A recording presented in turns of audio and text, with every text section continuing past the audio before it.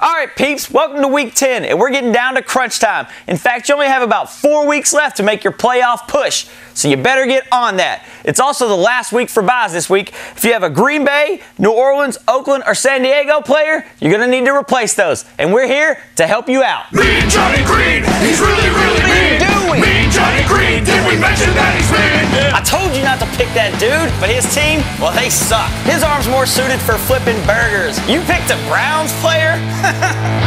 You're an idiot. For starts this week at the quarterback position, I'm going with why not guys. Guys I've recommended once this year and didn't quite do well. But hey, with Drew Brees, Aaron Rodgers, and Phillip Rivers on a bye, you got to start somewhere. I like Vince Young at Miami. Hey, if you haven't heard already, Randy Moss is in town, baby. I also like Brett Favre at Chicago.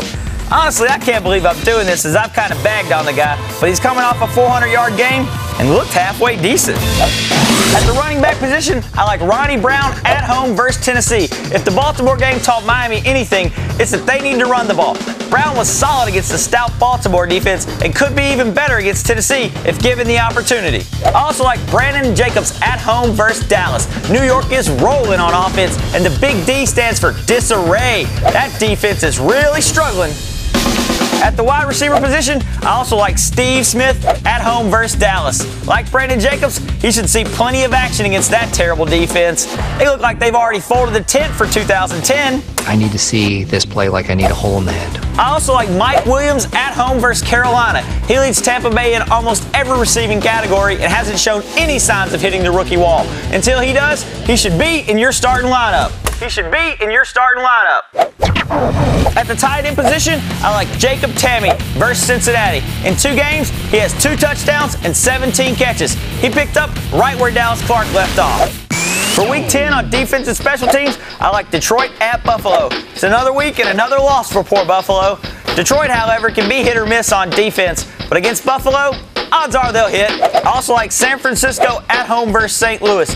After a slow start to the season, San Fran has really picked it up on defense. St. Louis's offense doesn't present too many problems for them, so I'd look for another solid week. The Week 10 garbage includes quarterback Jay Cutler at home versus Minnesota. The jury's still out on how well he handles the pressure. Plus, can he go 2 weeks without throwing the ball to the other team? At running back, Peyton Hillis takes on New York. Hillis is coming off another big game, but New York is 20 times better on defense than New England. In fact, New England's terrible on defense. I look for Rex Ryan to load the box up and stop Peyton Hillis at all costs. Who has 2 thumbs and misses Randy Moss? Wes Welker, that's who.